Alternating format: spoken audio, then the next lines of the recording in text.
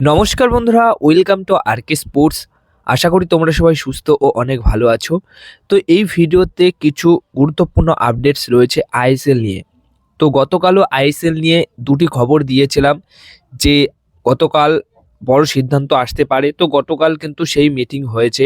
সেই বৈঠকে কিন্তু আইএসএলের এই মৌসুমের জন্য 7 কোটি টাকা বরাদ্দ করা হয়েছে ফেডারেশনের তরফ থেকে।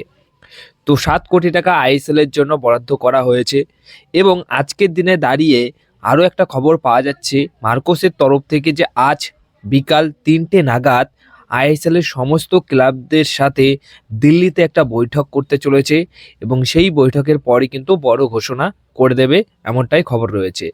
আজ বিকেল 3টের সময় সেই বৈঠক হওয়ার কথা রয়েছে এবং সেই বৈঠক শেষেই কিন্তু বড় ঘোষণা আসছে।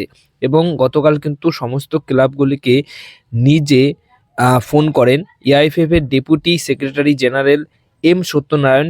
সে কিন্তু নিজে সমস্ত ক্লাবগুলিকে এক এক করে ফোন করে ডেকেছে এবং আজকে কিন্তু ক্রীড়া মন্ত্রণালয়ে অবশ্যই সেই বৈঠক হতে চলেছে। তারপরই কিন্তু বড় ঘোষণা আসতে চলেছে।